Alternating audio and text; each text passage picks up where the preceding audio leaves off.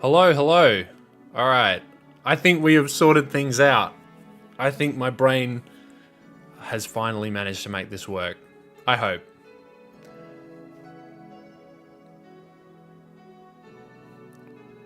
Cool. Alright. Hello to all of you people out there, to people watching the VOD, to people watching this live, to people on the internet in general. I don't really have a name yet, but I run the channel called Pleasure Cruise. And yeah, I wanted to talk about an album for a little bit. And yeah, I just wanted to do that for an extended period of time because no one else wants to listen to me go on about it. So we'll just shoot it out into the internet and see if anyone else is interested.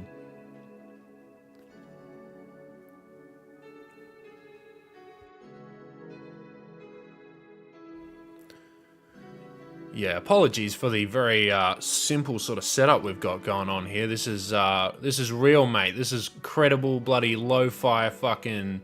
There's a lo-fi operation around here, and I don't really have a model. I don't really have much of in the way of resources. Just sort of pulling together what we can to make things look nice. So yeah, probably no reason to dilly-dally too much. I'm just gonna charge right ahead. And just start talking about Mori's new album, Phantomime. But before that, I feel like I want to contextualize this record just a little bit in case, well, to make things make a little bit more sense, perhaps. I know that not everyone follows Mori's music or even follows it in the way that I and, some other fans do. So I don't want to necessarily just completely bulldoze over everything without explaining some of the context of what's going on and what she's doing. Mori's work gets misinterpreted an awful lot. And yeah, I'd like to not really contribute to that if at all possible. So, I will just get right on into it with the UMG stuff first. So, Mori's been doing this sort of thing for a few years now, been making music on the internet as a VTuber, a big Hololive VTuber at that. And obviously got super popular right out the gate, being part of Myth and all that, and just right place, right time, etc. And that put her in a position, a couple years ago to get signed to UMG.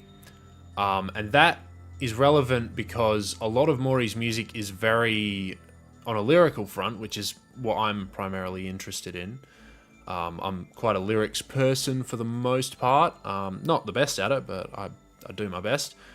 Yeah, on that front, she's often been very personal and very straightforward.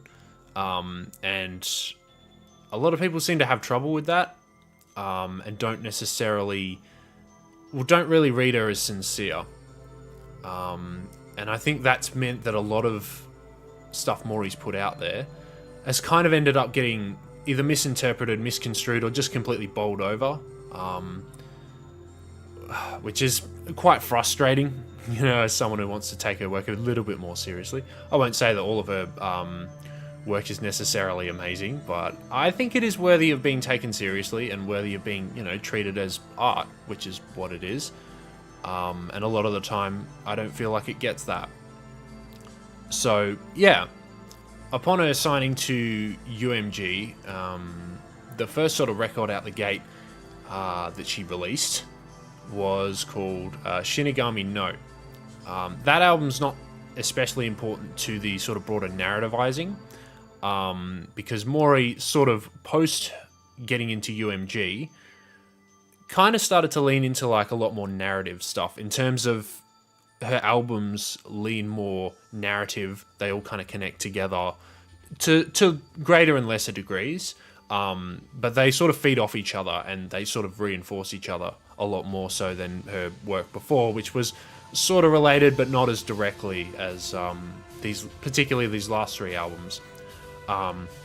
So Shinigami Note was pretty much her pop record. That was very much an album that, from everything I can gather, was very much off the back of UMG. They pretty much were holding the. They were pulling the strings for a lot of that album. Mori herself even said it was kind of a situation where I can't remember where I found the clip about this, but I think it was something to do with essentially they were like, "Radio, you're new. We've just signed you. We want you to be doing this, this, and this. This is like, the sort of like pop pivot we want you to be, going for. If you can prove that your fans are going to keep the numbers high, we will, sort of loosen the leash a little bit so you can have a bit more creative freedom, but you need to prove that you can actually do those numbers for us." So that's kind of what Shinigami Note was.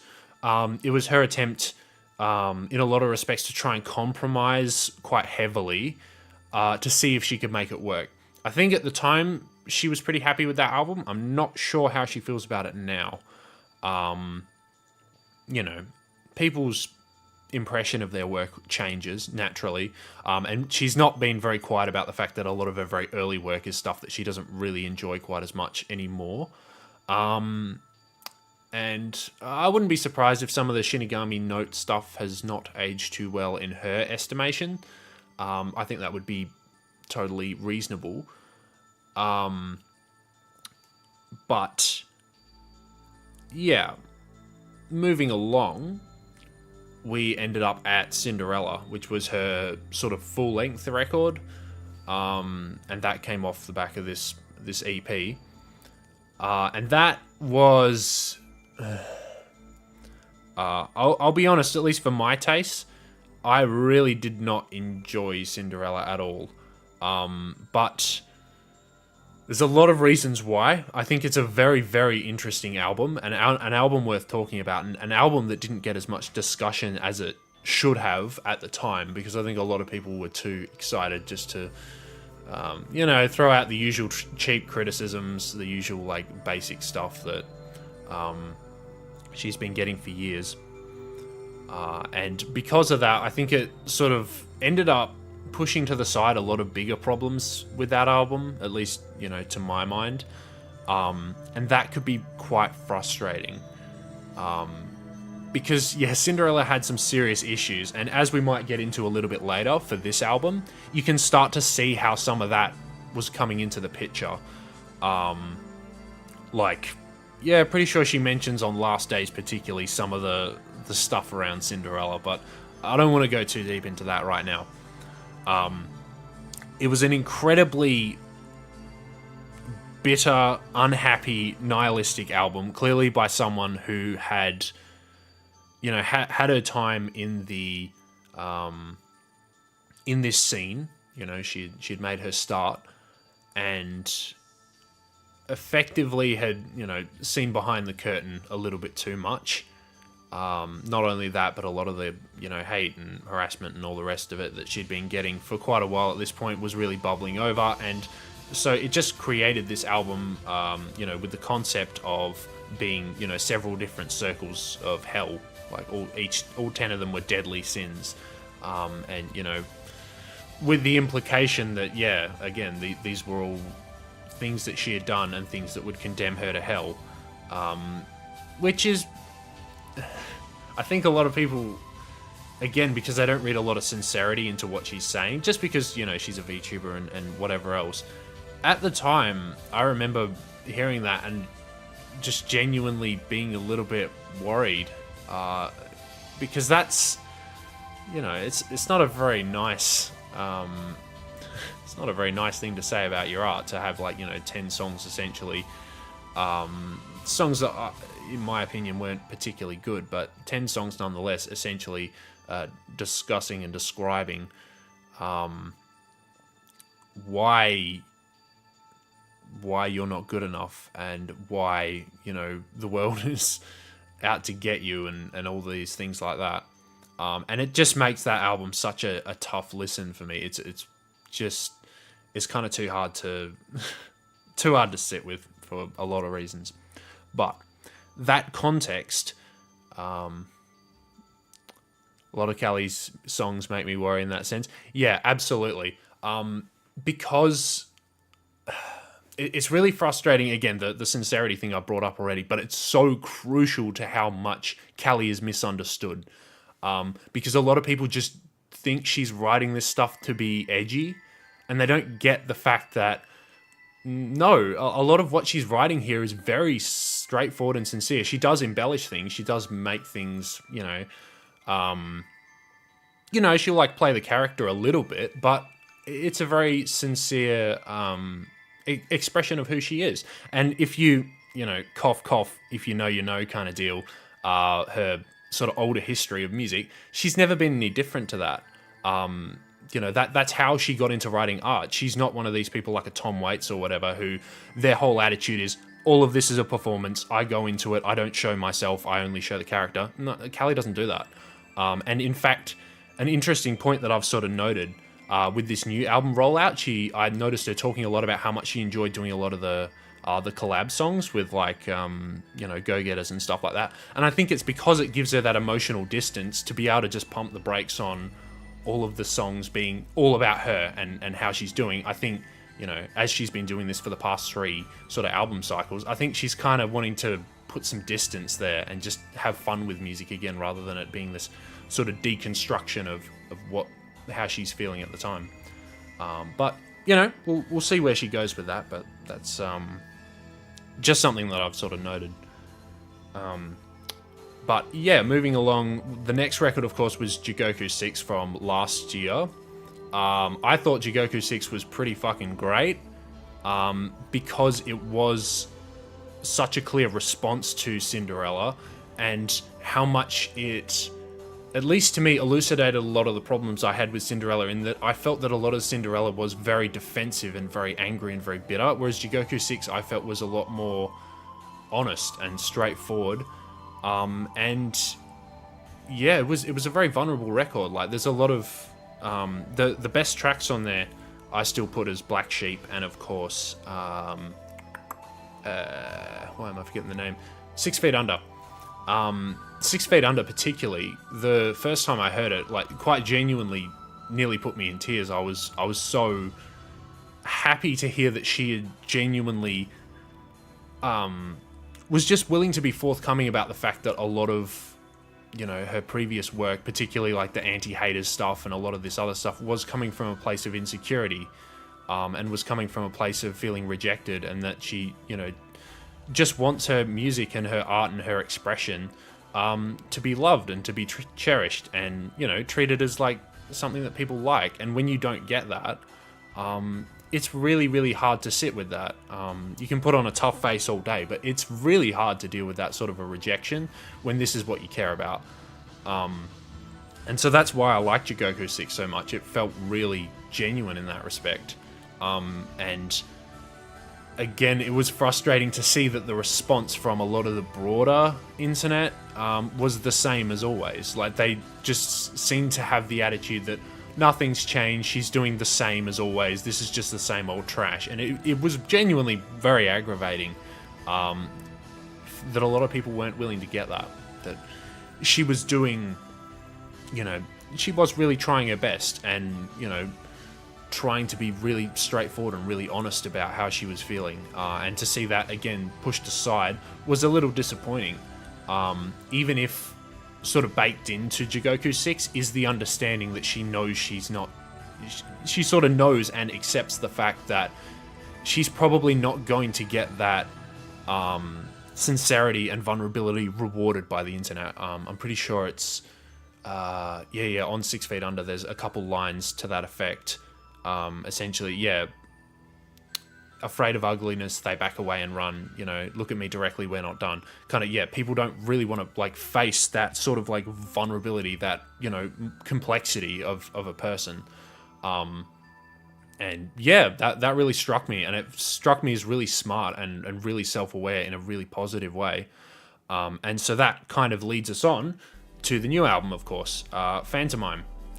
Which is kind of just in a similar headspace, in that it's kind of, now that she's had this Jigoku 6 moment of kind of getting her shit together a bit more, Phantomime can really drill down and be like, right, now that I've kind of pushed through a lot of this like bitterness and unhappiness and like a lot of this real struggle that she had for so long, now I've blasted through that, where do I go from here? What can I do?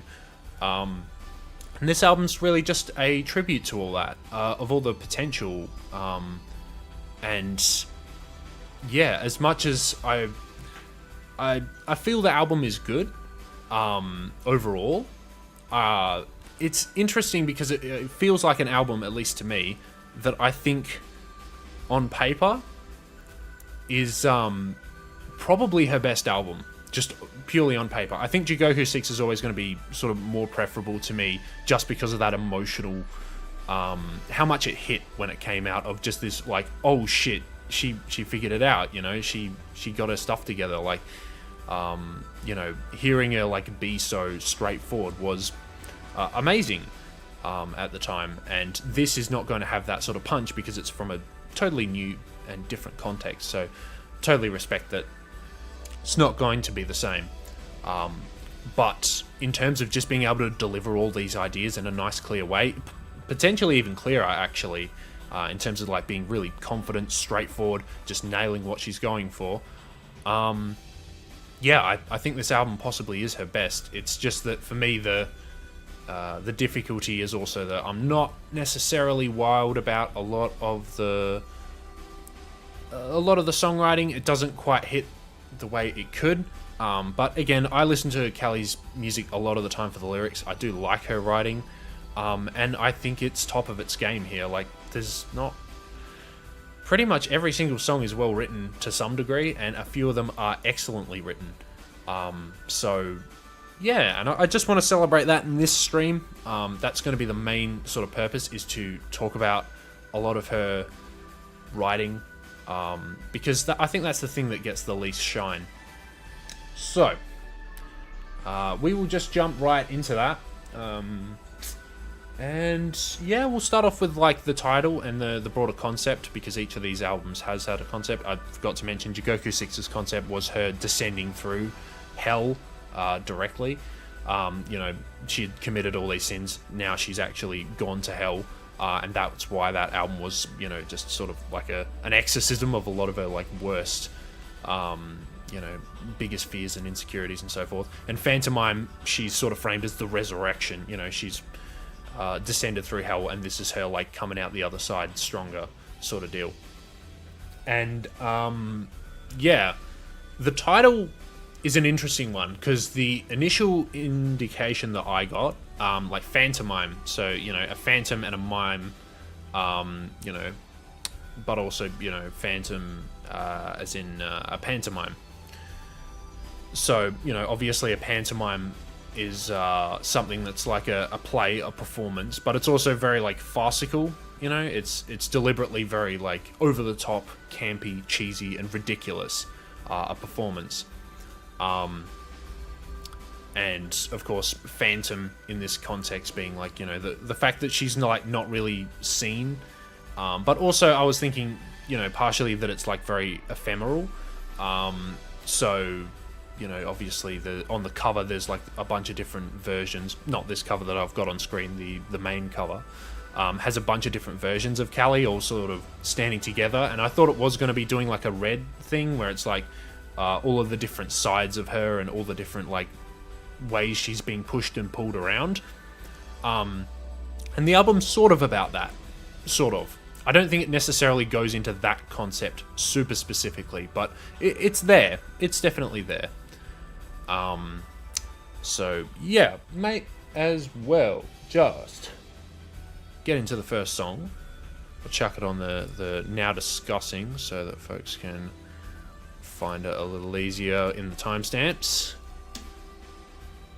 for later. So I think we're just going to jump straight into Tide. The first song, it was one of the singles released with, of course, the Japanese rapper I. I can't say I know a whole lot about I, or much at all, really. The song was, yeah, I think the second single, and it was really fucking good. Yeah, like maybe some folks aren't particularly big on that whole like J-pop super compressed, heavy, smash 'em up really loud kind of style. But personally, I think this is one of Callie's best pop songs, period. I think it's a fucking excellent song. And throwing it back to Cinderella, This song really struck me right out the gate as kind of feeling like a remake of Dance Past Midnight. It's kind of the same rough framing in terms of like, oh, we're running out of time. We don't have enough time to do everything we want to do. But, you got to get out there and make it happen kind of thing. And personally, I think this does it way better. Just absolutely knocks it out the park. Like, the chorus is fucking huge. It's just this massive gospel epic. And some people, yeah, I saw a couple of people who went that into it, but I really, really liked it. In fact, this song came out a couple days before, if people know about, what was it called? DreamHack, the HoloLive performance in Melbourne, Australia, earlier 2024. I actually got to go to DreamHack. It was fucking fantastic. Obviously, if you can indeed get to see the HoloLive girls live, they are fucking excellent. I say this as a person with fucking, degree in music and shit, and I've done a lot of music stuff, like, I know my shit, I'm not just going to throw that sort of clarification at anyone. I do know quite a bit about music and live stuff, and they were fucking fantastic. They're just really, really good performers. Just absolutely excellent. Pretty much as good as you could possibly get for a pop show. But yeah, that experience of walking around Melbourne listening to this new Callie song was awesome. It was a really, really good memory for me. So I think even beyond VTubing, I will probably remember this song for quite a while, just as a really good memory. And yeah, I just really liked it. Lyrically, again, there's not a massive amount to get into outside of what I said with Dance Past Midnight. It is very much... hold a moment, I'm just going to pull them up directly so I can have a bit of a look. Yeah... No, nothing really to... nothing to point out in specific, I wouldn't say. But yeah, like, I think mainly the big switch, particularly over the past few records, is that more sort of like sunny, positive disposition, and it comes through like right away with like, letting sunlight peek in through the door just a little. That there's always, hope, always this positive future to be striving towards. Yeah, it just feels like a really nice change, and this song just does it really, really well.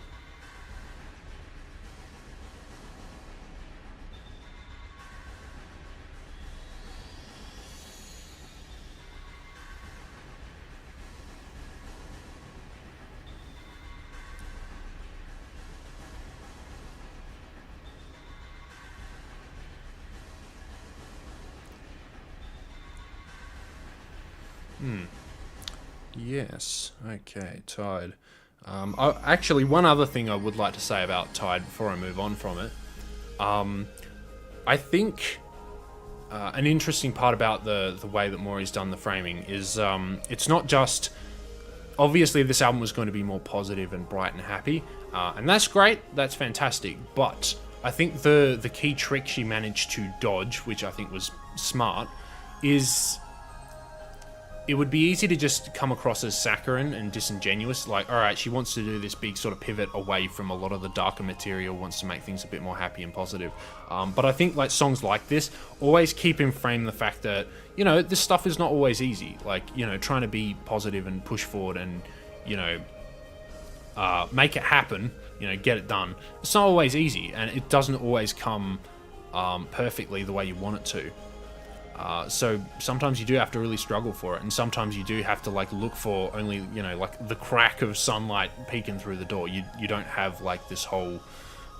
it's not a clear path ahead, but you still have to keep pushing for it, because you always have the opportunity of things being better. There's always that opportunity.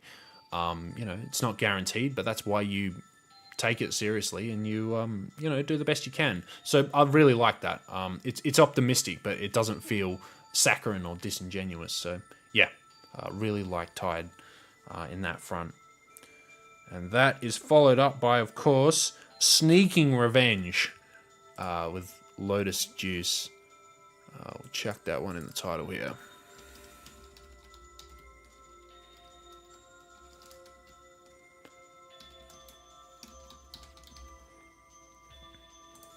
All right. So, Sneaking Revenge, an interesting pick. Well, not really. Callie, of course, like we discussed earlier with UMG, there are certain things that Callie simply has to do by way of contract. It's another thing that is very liberally misinterpreted, quite bad faith, which is very frustrating. She has to put songs like this on the album because the label wants her to, because otherwise they don't trust her music to do enough numbers on its own. That's just is what it is. That's their attitude. And that's been made pretty clear, I think.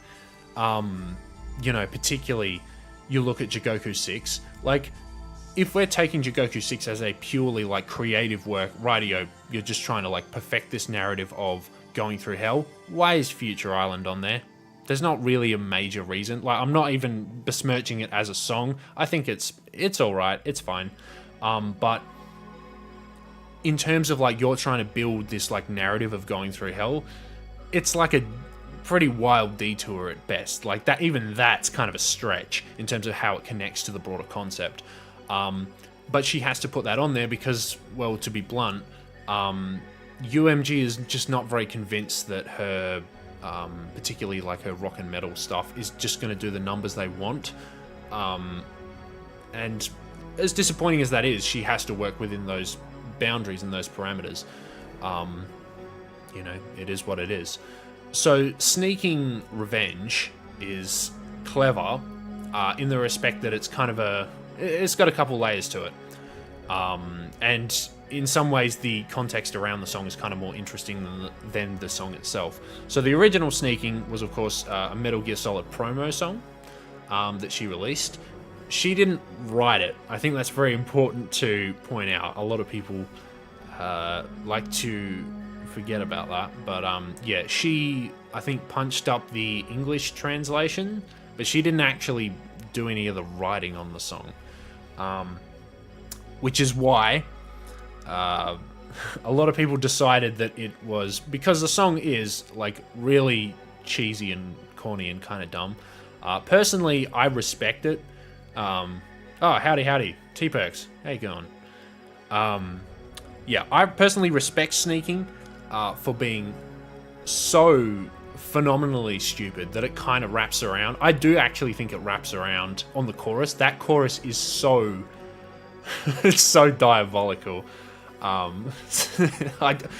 kind of respect it. It's so corny. It's like almost like one of those Nintendo raps from the 90s level. The cheese is great. Yeah, like I fully respect it. Personally, I've had a couple opinions on it, because definitely when it came out, and the way Callie was like hyping it, I was like, alright, is this a deliberate fuck you to UMG? Like, this is a deliberate, like, cheese song. Like, she's just making fun of him.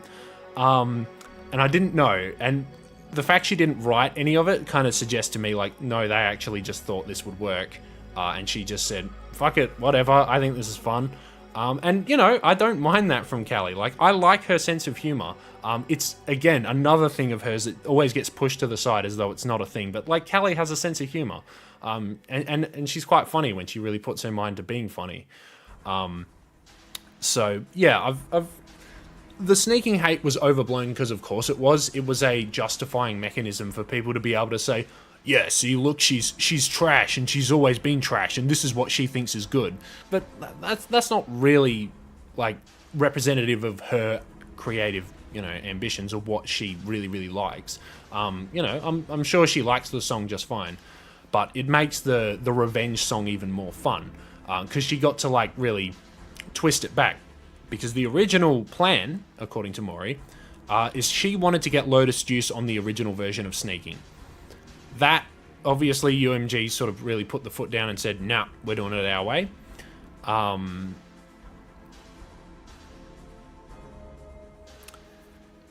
And so she kind of just had to work with what she had there. That meant that, of course, when it came back around for the new record, she could just say, okay, put up or shut up time. I want this song to be like this on my record. Fuck you. And so that's you know, where a lot of people have read into the sneaking revenge line, where she got to have her, like, you know, get one over on the label.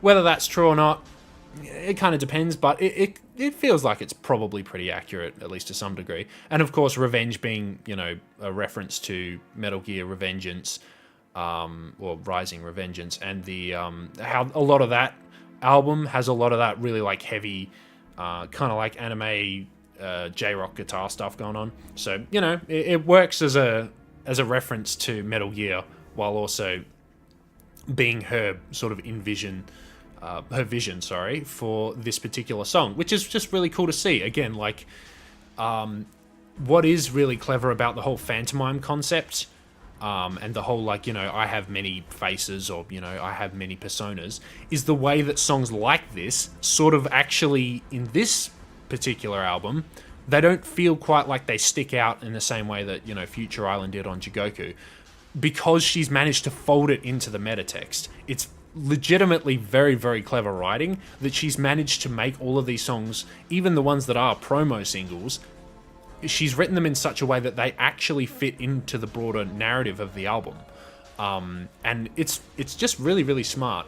And, you know, all of these songs reinforce the broader themes, at least. Even if they're not directly about her, they reinforce the broader themes of, you know, her being in charge of her own shit, her doing her own thing, her being cringe, being free, doing all that stuff. It's smart. It's really well done. Fully respect the fuck out of it. Even if this particular song, Sneaking Revenge, I'm not super crazy about it. I think it's fine. It's okay. I think the main thing that I kind of wanted from it, personally, I wish they had have dialed up the cheese a little bit more for this version. Like, I would have liked a full-on guitar solo and crazy drum fills and just really go silly with it, because you might as well. The song is already very silly, so like leaning into the silly would have really put it over for me. As it is, it's okay, it's fine, it's perfectly listenable, you know. And I think for a lot of people, it did make them. I saw a couple people who got it a little bit more. I should probably just stop fucking subtweeting Brad. Yeah, I am kind of talking about Brad Taste in Music. Like, he gave this album a little bit more of a positive review than his the previous stuff, and that was nice to see before he had other things happen. I'll leave him to it. Excuse me. But yes, I think that's pretty much everything to be said about Sneaking Revenge. It's pretty straightforward. It's pretty easy to understand. There's not much to it, but that's kind of all you need.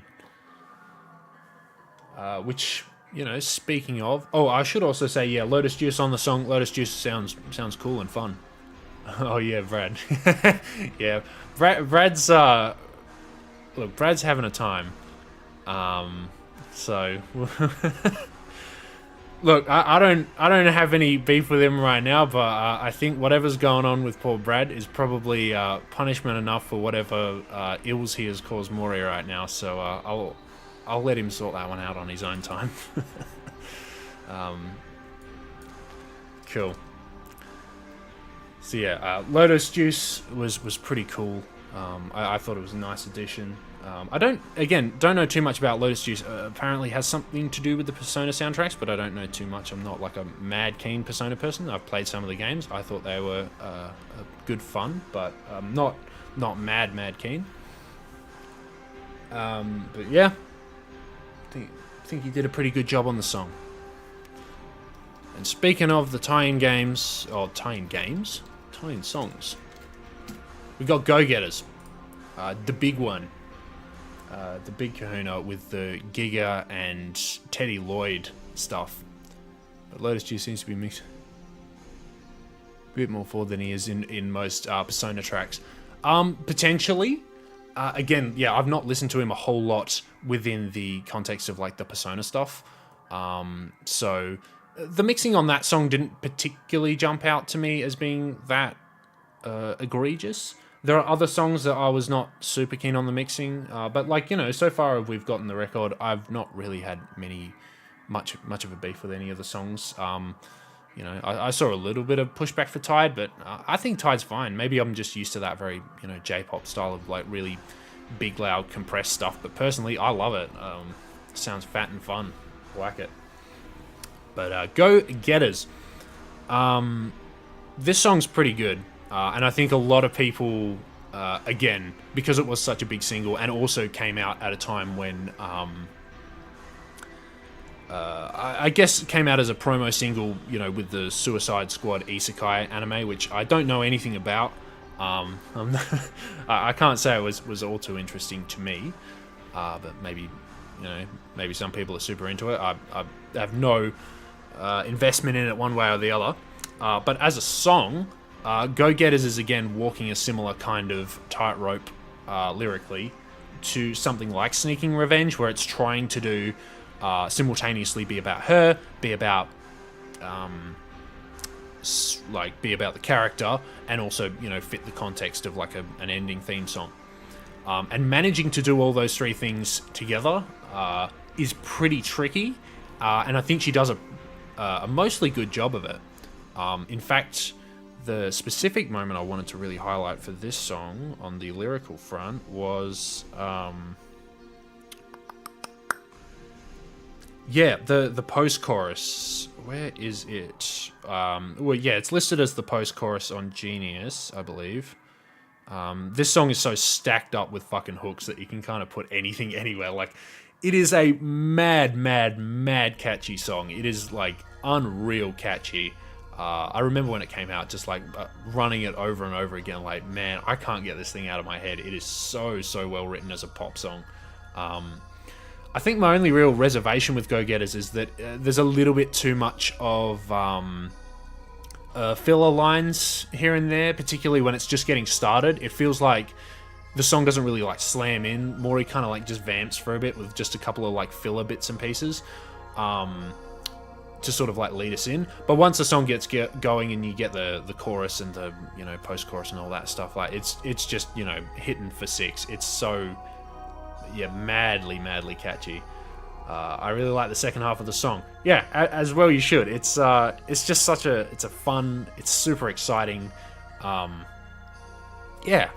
Just a great fucking pop song. And people like Giga and Teddy Lloyd definitely have like. They have the reputation, and they also kind of go everywhere. They do a bit of everything. They're really big in J-pop right now.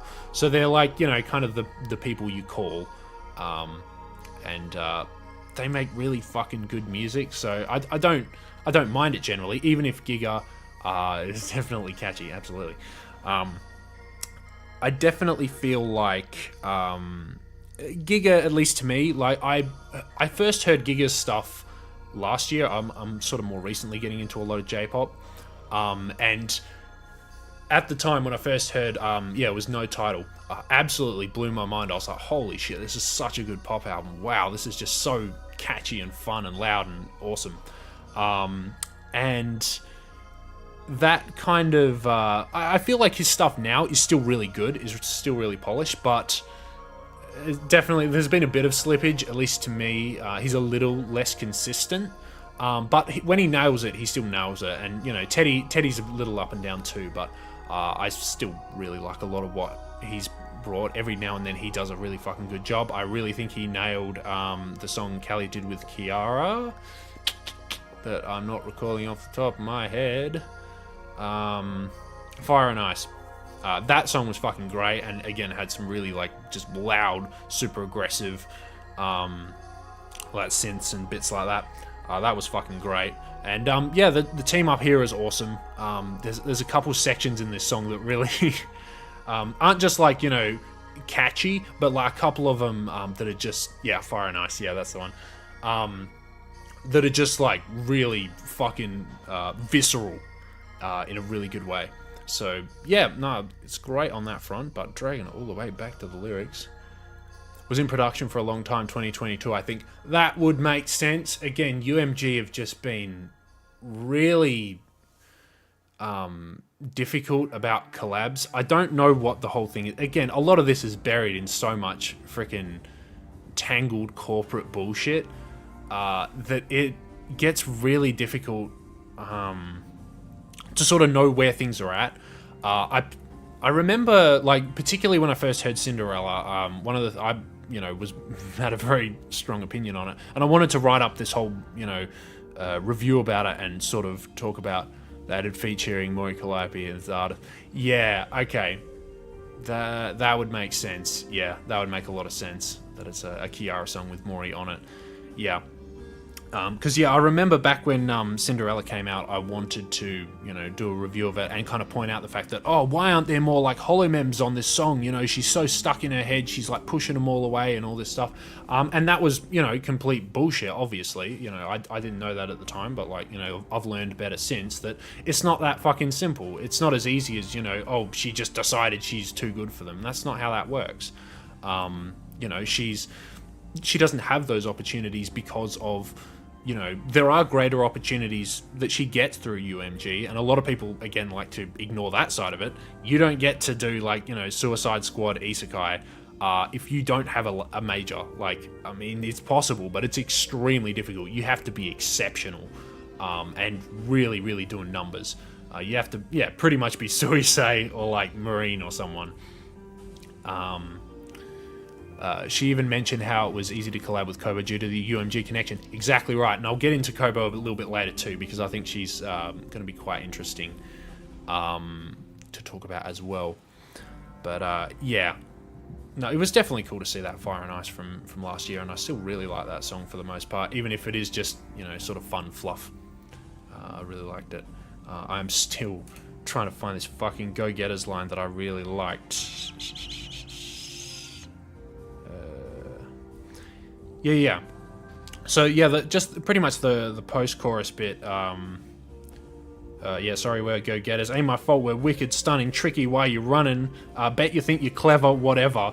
That to me was so good because it was so simple, but it's such a nice brush off. Like so many of her old anti-haters songs with this lengthy try and like I am rubber, you are glue kind of shit that just came across as so schoolyard and corny. At least to me, a lot of those songs have not aged very well, and arguably weren't even that good when they came out. But this is so much better because it's just it just blows all of that shit off so much more effectively, and just shows that she's really actually doesn't give a shit. It's not this whole I don't even care, man. I don't care, and you can please not put in the papers that I care because I really don't care. It just there's no investment there. She's just you think you're smart because you think you're better than me? Fuck you. I'm having fun. Screw fuck off. And yeah, I think that really works well. I think it absolutely just fits her personality and fits where she's at right now. I think it's great. So yeah, definitely keen for Go Getters. It's still really catchy, still good fun. She's still gonna milk a lot of it. Really shows her growth. Absolutely, this whole album just shows her growth so beautifully. How much she's grown up and how much she's got her shit together. It's really, really good to see, and I think people should celebrate that a bit more. Yeah. The only thing to be said about Go Getters is that, in this house, we obviously have to be really happy. We're all, I'm sure, pleased to see that UMG have been really on their top game, deciding to, for whatever reason, they still haven't released the fucking music video for Go Getters. I have no idea why. Maybe there's something on the back end. I don't want to be charitable. Surely they should have known this is coming for so long. I know things can happen, and I don't want to immediately just jump on them and corporate bashing is great fun, and we all love to do it, which is why sometimes you do need to back off and be like, all right, is this totally, is there no other explanation for why that they're doing something that is just obviously stupid? Because the fact that that music video, which is apparently one of the most expensive that Hololive have ever put together, Studio Wit and all the rest of it, the fact that that has not been put out yet, and wasn't put out, concurrently with the album to drive up the streaming numbers, which is just that's a free W right there. That's a free extra streaming for nothing. You would have thought, but it's still not out, and it's been a better part of a week, if not a full week, since the record. It's just I have no idea what they're doing. I don't know what their game plan is. It didn't launch with the actual song either. I'm really not sure what they're doing with it. It just reads as really bad promotion to me. Maybe I'm missing context, but it really feels like just incredibly just backwards looking promotion. Really, really stupid. I mean, they already like kind of screwed her over on Jigoku 6. The fact that that album launched, I'm pretty sure it was the same week as Advent, was... Oh man, that was just so rough. Like, God, yeah, that's a whole different story. But yeah, she's just kind of got screwed over a little bit by stuff like that before, and it's unfortunate. But oh well, you know, I'm sure we'll get the video, I should say, and I'm sure it'll be cool. I'm sure it'll be good fun. But it's just sad that it's not been maximized to actually help her, you know, do the numbers, which were apparently the whole reason that we have to do this fucking song and dance for UMG. But whatever, we'll see. But that should be all for Go Getters. I think we will jump over to Overkill. Overkill, the first single, if I'm not mistaken, for this album. Rollout from earlier this year. My favorite song on the album. One of the best, probably, yeah, one of the songs that really, to me, stands up there with 6 Feet Under and Black Sheep from the previous record as like one of her best songs in recent memory. Just a fucking absolute slam of a fucking song. You know, obviously I'm pretty sure the production, if I recall correctly, is a one of the folks working over at Baby Metal. Can't quite remember the name off the top of my head, but yeah, it's the Baby Metal connection there. And yeah, like you can definitely hear it. The song is, I think the only real issue with the song is that it is very bricked out. It is a fucking absolute bulldozer of a song. It's so fucking loud and so thick and so heavy. Meg something, let me check. Yes, I think it's Meg something or other. I keep hearing the name Meg get thrown around with the song, but I didn't feel confident enough to throw that one out there.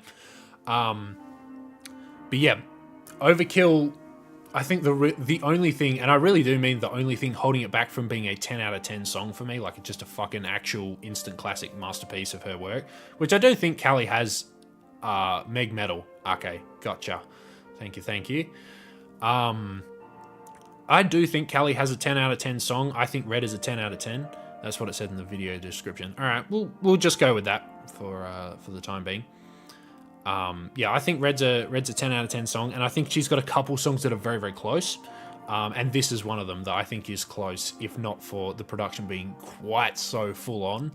It's really, really... It's a full brick wall. Arrange and compose. Right, okay. Cool. Thank you for that one. Yeah.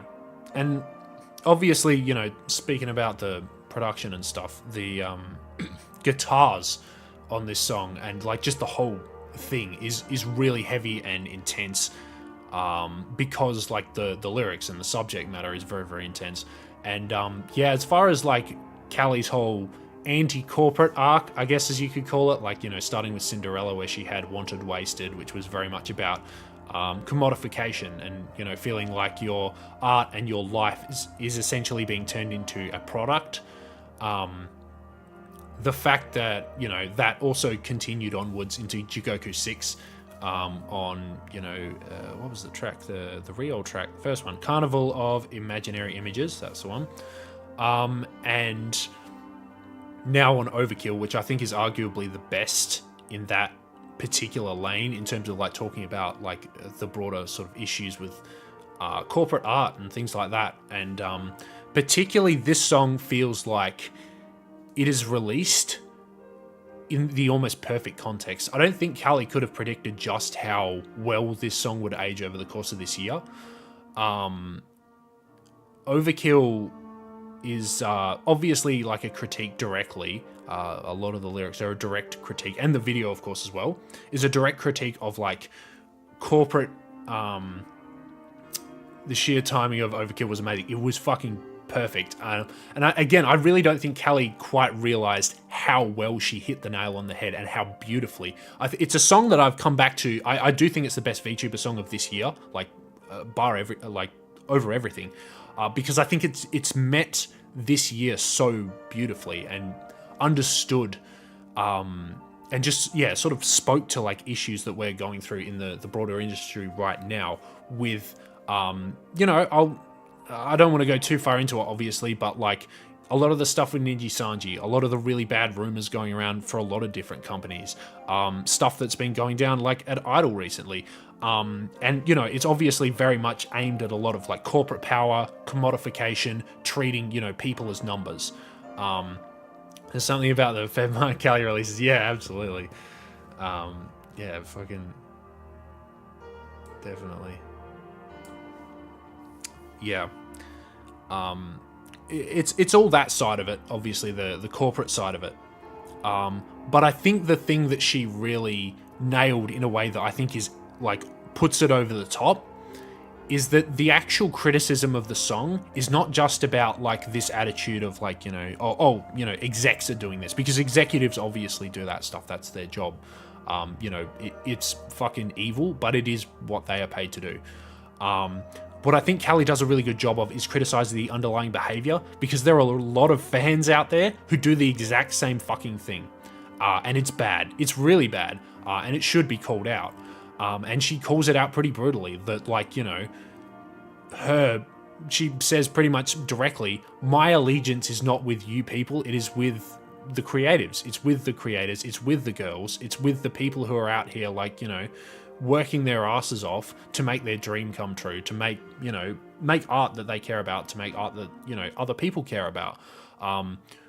Treating them and degrading them and ranking them and like treating them as though they're like numbers, or there's like an objective kind of thing that you can like, set them in orders and things like that, is a dehumanizing process, and is treating them like they are racehorses rather than actual human beings and people.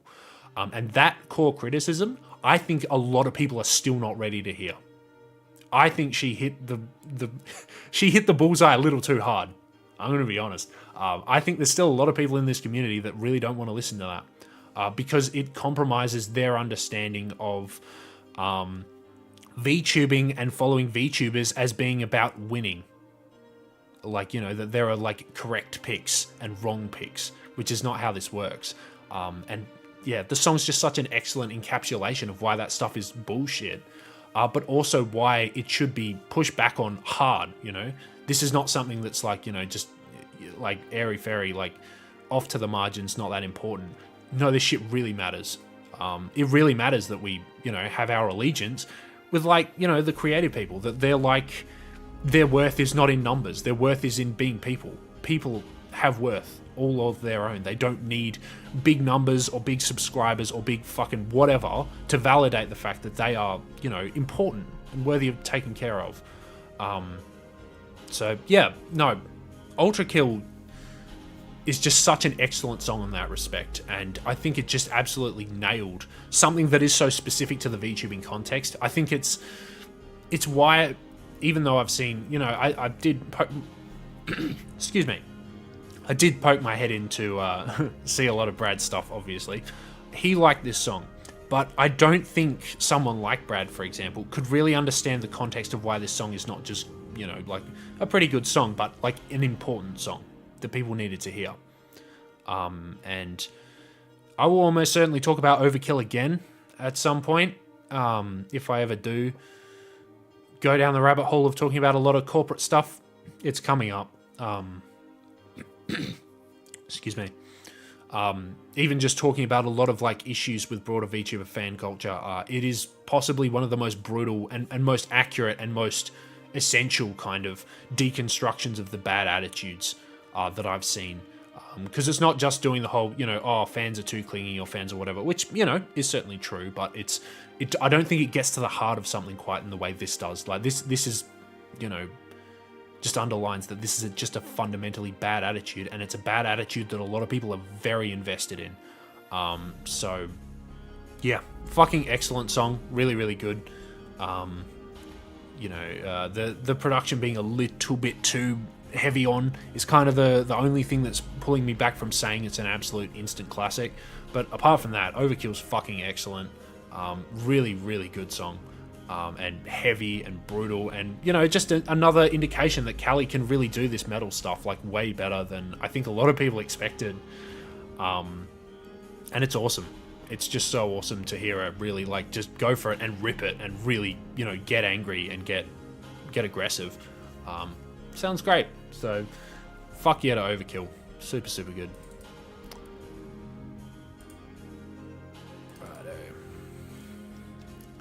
And that brings us to the next metal track, being called Following, with Wargasm.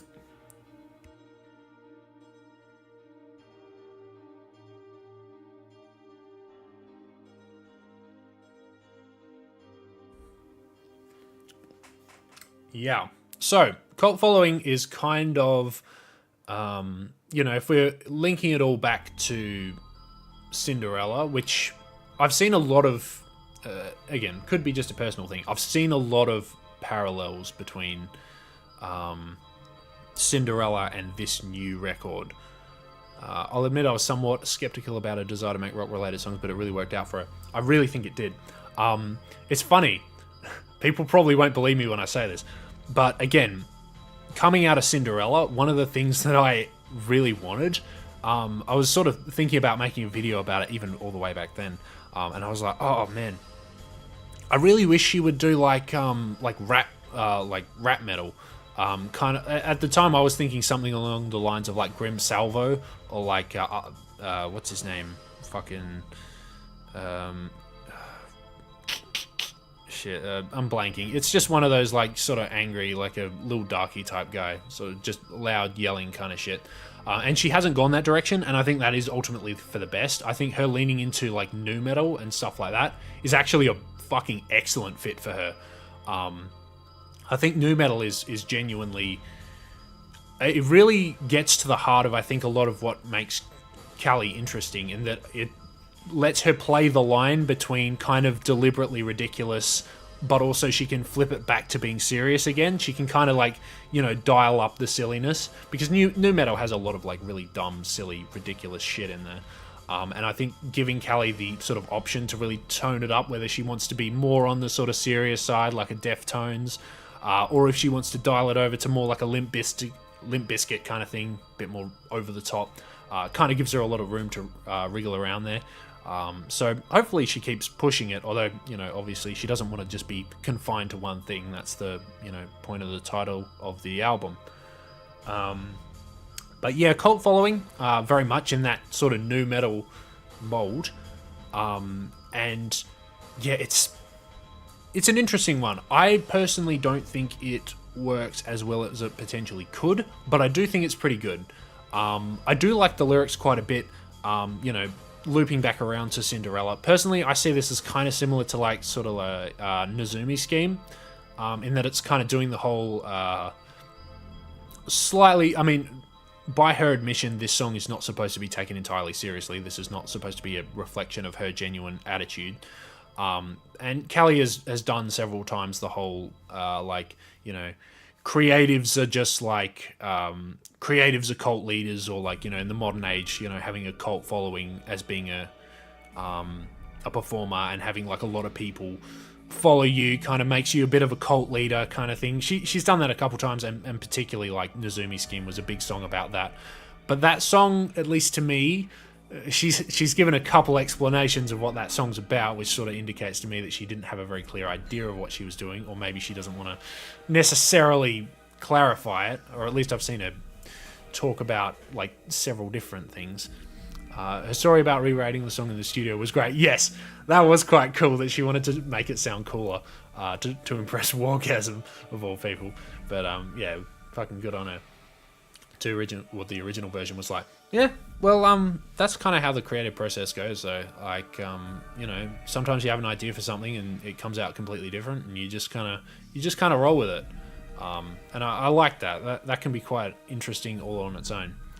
But I really like on this song how, in comparison to Nezumi Scheme, which was way more cynical, and because of the fake type production, gives me the strong impression that song was probably meant as more straightforward than she might have expected. It's a bit of a complicated song. I'd have to talk about that specifically at a different time about what that song's about.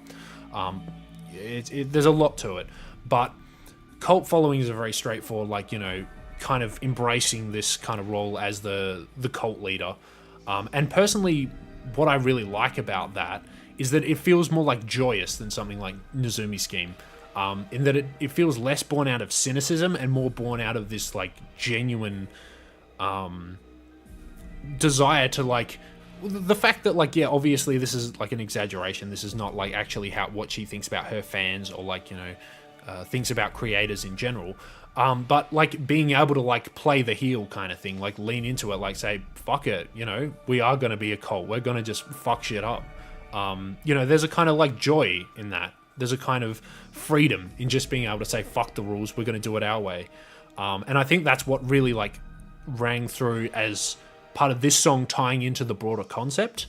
I think that's probably what she was going for. That it's, obviously the song itself is not directly connected, but that whole underlying ethos of just freedom, of just like, saying, fuck if anyone else doesn't understand this or doesn't get it or doesn't think this is valid. I do. Fuck you. You wouldn't get it, There's a particular line on the track that I'm going to try and pull up now, just to have a look, that I think kind of underline that point particularly well. Fuck. Lyrics aren't coming up on my YouTube app. Oh well. Essentially about... Oh, I really like it when Callie comments on societal industry problems from a perspective other than her own, like she is in the song. I like cult following and overkill. Yeah, I think cult following. What I personally like about it is that yes, it does have a degree of like the commentary, but I think what really hits about it is I think that underlying sense of like joy, of like at least even if she wouldn't like necessarily condone that behavior, I think she understands the resonance people might have with that. I think the line I was trying to think of was along the lines of, pull out my markers and I ruin the wall. And stuff like that, that sort of radical self-expression of not giving a fuck, just rolling with it, getting into it. Really respect it. Really like it.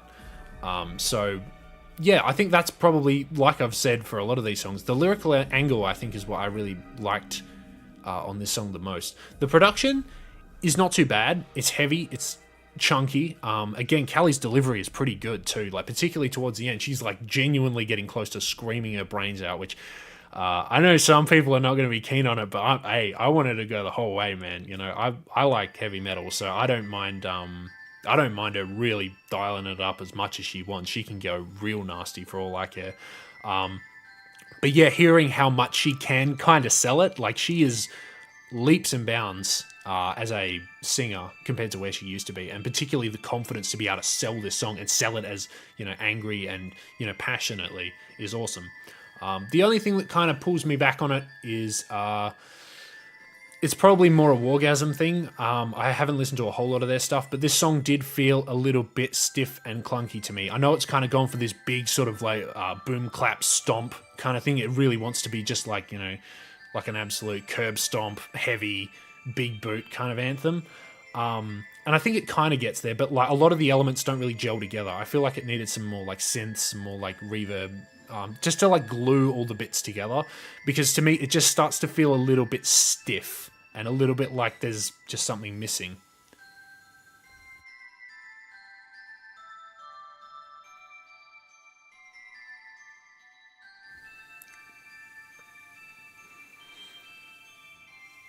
So I think, yeah, it doesn't quite get there for me. In terms of being super, super fantastic, I do still enjoy it. I do still think it's good. The hook could have been tuned up a little bit. The sort of like pop hook, which I don't think is the actual chorus. I don't know. I'd have to check what people have designated as chorus and whatever. But I think the sort of more light poppy sort of chorus works great. Callie, again, she has a really underrated sense of how to write a good melody, particularly for her choruses. She's always been good at that. And so yeah, that part really hits. I think the metal chorus is just lacking a little something for me. Not terrible, but it's I kind of wish it was a little bit better in some respects. So yeah, that is pretty much all I have to say about Cult Following. It's pretty straightforward, just loud and angry. I like how the song swapped between both styles. Yeah, I think that was quite good. And I think that's definitely, if she does want to go that new metal direction, that's something that she can keep leaning on. I think there's no real... there's no reason why she can't have both. No reason at all. So, yeah, hopefully she makes it her own if she's going to do the metal stuff, which I think on this album she was starting to try a little bit, how she can integrate it into what she has done before. And I guess to that point, we may as well move straight over to Don Mai, which is kind of what I was describing. So yeah, Don Mai, or Don't Mind, is kind of how I read it. It was her attempt. It's not a fake type production, but it very much smells fake type in terms of the composition, the style. It's going for that sort of like big band swing thing, which Kelly is really into. Personally, I can't say I've really ever understood that. It's just something she likes and I don't personally like, so I'm always going to be on the outside looking in for a lot of her swing stuff. I just kind of accept that and I try and just take it for what it is, but yeah, a lot of the time I'm just going to be left a little bit cold by it. So yeah, Don Mai was another track that I think, because of the fake type style production, where it's doing a lot of the swing stuff, but also borrowing a lot of their structuring, how they like to have their songs have a particular rhythm between the verses, the choruses, then they have a post-chorus that's kind of like a trap breakdown. It was doing that in a lot of respects. Not too badly, but it just is what it is. That's just not my preference generally. And although leaning into some of the more guitars, I think is kind of indicative of a thing she wants to probably start trying, which is taking that fake type style, which is very important to her and very, is something that means a lot to her. She likes that stuff a lot. Taking that and sort of merging it with some of the more nu metal elements. I'll be curious to see how it goes. I don't know if it's necessarily going to work for me if she does want to go that direction, but chase your bliss and all that. If that's what she wants, that's what she wants. But aside from the production stuff, which I generally found to be just not necessarily to my taste, it was very sort of a bit too light and fluffy in some respects. It didn't necessarily gel with me, or at least didn't have grooves in the way that I personally liked them. The swing stuff, even like old school big band swing, doesn't really hit for me. So it's always going to be an uphill battle. But dragging it back to the lyrics, as we always must do, I thought the lyrics on this one were pretty good. Again, like a throwback to the imposter syndrome stuff, and particularly I saw it as a little bit of a mirror to something like, if we're again doing the Cinderella mirroring, I thought this was an interesting takeoff on something like Death Sentence, because Death Sentence was ultimately a song about feeling guilty for getting popular and feeling like you didn't deserve all that you've gotten, essentially. Like you've gotten like all of this praise and acclaim, and feeling like you've just failed your way upwards. And you can't get a accurate read on how good you actually are as a musician or a person or whatever, because everyone is just not giving it to you straight. And this song is kind of the same basic premise, that she doesn't trust herself, she doesn't feel that she deserves a lot of what she's got, but again, it's now infused with this broader optimism and happiness that the rest of the album has. And I think that really... I think that just adds a new perspective. It adds a new angle. and that's just really important for making this hit a lot better for me. Don Mai is one of the few songs that I find really emotionally touching and incredibly danceable. Yeah, yeah, I do. I will say, for all the whinging I've done about the production, again, her hook game is great as always. Like the song's chorus is catchy as hell, and I also like that she leans into her. Maybe this was me. I caught a bit of that southern swagger going on. She was like leaning into her southern accent. That shit's great. Fuck yeah, Kelly, do that. That's awesome. Her leaning into that it's a really interesting angle to take with the swing stuff, like leaning into like a southern kind of sort of like twang. I kind of like it. I kind of think it's good. I kind of wanted to do more of that shit. I like it. Lyrically, aside from just the obvious stuff, I'm trying to think of particular sort of standout bits. I think more than anything, it was just a song that's very much a acknowledgement of her place in music, in that she got really big really quick, and that she didn't feel ready for all of that to happen, and that she still feels like she's learning the ropes. She still feels like she's trying to figure out what she's doing, and that's quite a difficult process, like to be able to get as popular as you do and feel like, oh, but I'm not ready yet. I don't know what I'm doing. I don't know what I want to do. And before, that was something that made her guilty and feel frustrated and upset. And to have her spin that and say, no, it's okay. You are here. You don't need to be perfect. You don't need to have all of this shit figured out. Like, you can just take it in your own time. People do genuinely want you around. They're not pretending. Just get it done best you can. Like, get out there. Don't worry. Don Mai. It's cool. Apparently, the producer, she had a bit of influence on how she was pronouncing things on Don Mai. Interesting. I must have missed that. Yeah.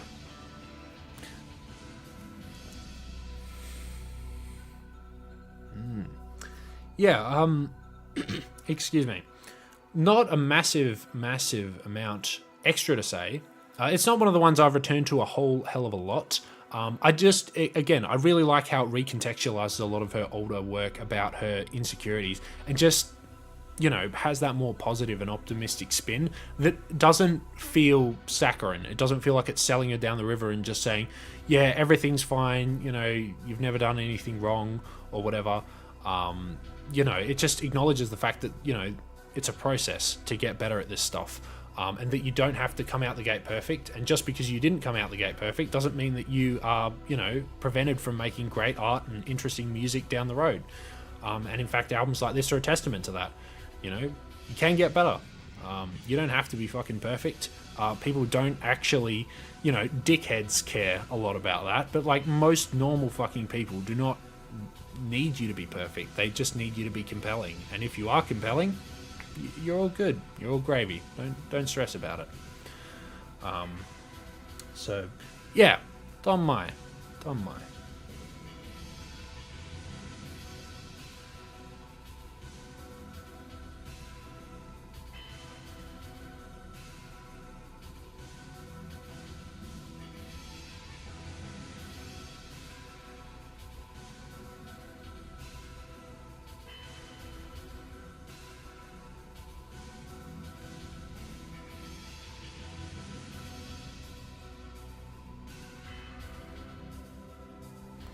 All right, the Kobo song.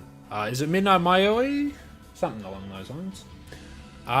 Yes. So this is Callie and Kobo, and as pointed out before, this was also a promotional single. I think we can speak frankly on that one. Look, I'm sure Callie likes Kobo and gets on with her great and likes making music with her. I think this one was very much a tap on the shoulder from UMG still.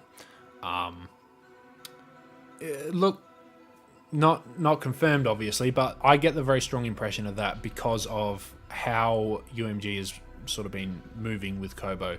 Obviously, she had her own single through Hollow N that was Help. She's had that big song with Marine. She's had, this song with Callie. I wouldn't be shocked if they tried to get her to do something with Suisei. We will see. Suisei seems to be a little bit difficult, a little bit more difficult to get a hold of. Yeah, just maybe that's mildly speculative on my part, but I don't see her pop up quite as much as regularly to collab. She does definitely get around, but she seems to be a little bit picky, which is, well, her right. She's pretty fucking great artist, so she can do what she likes. I found that my opinion on this song oscillates between liking it and finding it just okay. Interesting. I think that's also... excuse me. Yeah, that's a very fair opinion to have on this. The song for me, I kind of similarly, when it first came out, I was like, alright, sure, that was fine. That was totally okay. I think this song gets a lot better when you contextualize it with the album. Like a lot better. Because I think the key thing that really unlocked this song for me a lot more is that this track, it fits in with the narrative of, yes, definitely, yeah. It fits in with the broader narrative, particularly around like this sort of like finding happiness and finding hope. Because I think between a lot of these songs that are more specifically about insecurity and fear and things like that, even if they have the positive spin, it's nice to have songs like Tide and this one and Cult Following that are just these out and out, and Go Getters as well. Songs that are just out and out, like going out there and just grabbing happiness with both hands, like just getting into it. And Midnight Mayoi is very much the other side of that, of finding like a peace to a degree, rather than just like finding like ecstatic excitement. It's finding more like contentedness to a certain degree. You know, just going out there. It's a great transition from Dynamite to Skeletons. It is also that, yeah, true. As much as the album is kind of all over the place, the sequencing is actually not too bad, or at least it's as good as it could have possibly been given the songs they had. You know, it's it's pretty cleverly done. But yeah, I think Midnight Mayoi fits in well with that context, just because it feels like a moment of peace, a moment about like connection and friendship, and just, you know, like chill, easygoing vibes in an album that does have a lot of pretty heavy stuff going on in the margins. So yeah, I think I really appreciate it from that context, where it you know, sort of like fits the sequencing quite well. I think it stands up pretty okay on its own. I think it's quite good. Again, the hook game is always quite good. Even if the production, I think it's good enough. It's grown on me. Initially, I thought it wasn't that exciting. Generally, for city pop, I want it to sound really lush and expensive, because part of the whole dynamic with city pop is having this really, you know, lush, expensive, super rich, ritzy sounding music mixed with lyrics that are more lonely. So it's like, you know, surrounded by all this glitter and gold, but, you know, still not being able to find like a core of happiness. So sometimes when you don't quite nail that glitteriness, it doesn't quite hit the same, at least to me. But yeah, it's grown on me. I don't mind it. I think it's pretty alright. And particularly in the broader context of the album, or if, you know, like you do play it in that sort of more nocturnal, at night, walking around the city kind of vibe, it can hit pretty alright. It may be more of a contextual song. It needs the right environment to kind of really hit. But I do think it does a pretty good job when it gets there. So yeah, not a massive amount to say. It is like a promo single mainly to get the Kobo co-sign in there, so UMG can keep promoting her. I think they are hoping for her to be the next big thing for HoloLive, or at least on their front. And we'll see. I think she's got the potential. I haven't been mad keen on any of Kobo's music so far, but I think she's definitely pretty clued in. I think she's definitely interesting, and so we'll sort of see where she goes. Yeah. And that, of course, transitions us over to the more shall we say, introspective side of the album, and the last three tracks, which are much more down tempo, more downbeat, and just generally more relaxed. This is, of course, Skeletons. Potentially a reference to Skeletons in the Closet, perhaps. And this one's pretty... It's pretty damn good, especially for tracks like this. Callie's done a few songs that are like this sort of, lo-fi hip-hop, looking in the mirror late at night kind of, introspective, smoky kind of tracks. And I think Skeletons is one of the better ones. I think it has some of the better production, particularly at the ending. That very last little section. This really very airy, ethereal, very smoky sounding synths, and she's just sort of sounds like she's almost whispering under her breath that she can't fix all the cracks. That fucking hit, and that was a moment from this album I was like, that's actually a step up from where she's been, because a lot of the times Mori's music will be the good lyrics, and then she'll have production that's pretty good, but they feel like they're only tangentially together. They don't feel like they really meld together to tell the same story a lot of the time. The production is cool and the lyrics might be cool, but they're not really... They don't feel like they really have to be together. And I think particularly the next song is kind of an indication of that. Last Days, I think if we're being brutally honest, you could swap the instrumental from Last Days out with a different instrumental that sounds similar, and it wouldn't necessarily be completely shot. It would still sound pretty similar. Whereas a song like Skeletons, I think, makes the most of being musical, not just poetry, but music, and using the music to communicate. And particularly, that last section where she's just talking almost under her breath, and talking about you can't fix all the cracks. It's almost this an acknowledgement of a thing she's often talked about, her insecurity about her own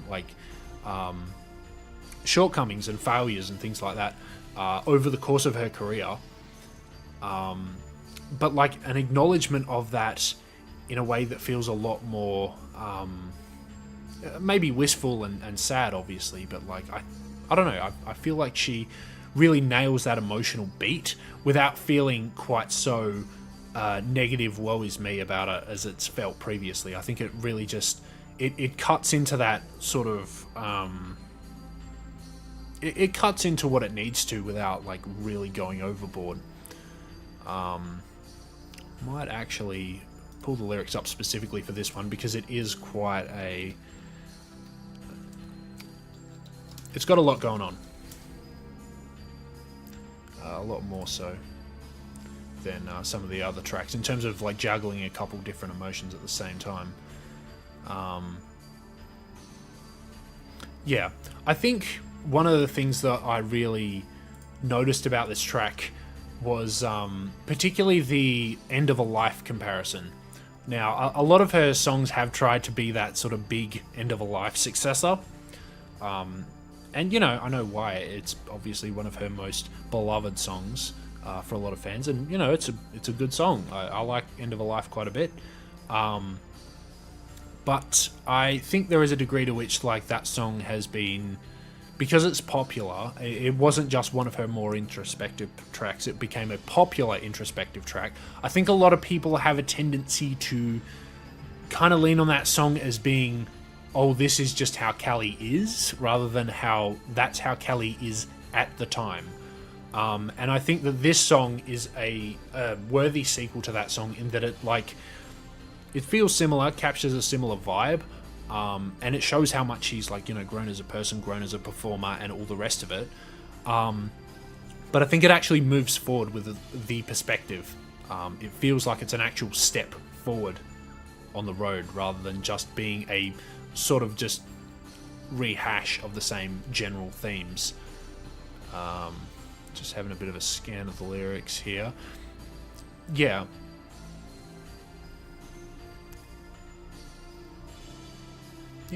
No, I like a lot of the stuff on there. Over and over, fairy tale. Yeah, and it does use a lot of the general imagery she likes to use of fairy tales and things like that, which I kind of wish she would sort of move forward on that stuff. We had Cinderella, and we've had mirror, mirror on the wall and stuff like that. I know why she likes to use it, because it's very general. It's very generally accessible and easy to understand imagery, but it does to me feel like, I feel like at this point in her career, she could aim a little higher than that. But it doesn't kill the song. It's just like a very small little gripe.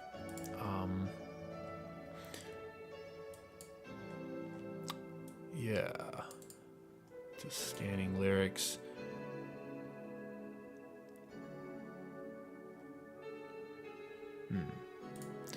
Yeah, I think overall it's similar in some respects to Don Mai, in that it's like very much a recentering, kind of like an assurance to herself that it's okay for her to have made the mistake she's made, and that she can just sort of move forward from here, and that things aren't over till they're over. And yeah, I think a lot of the similar to some of the other tracks that a lot of the very particular, looking for the right word,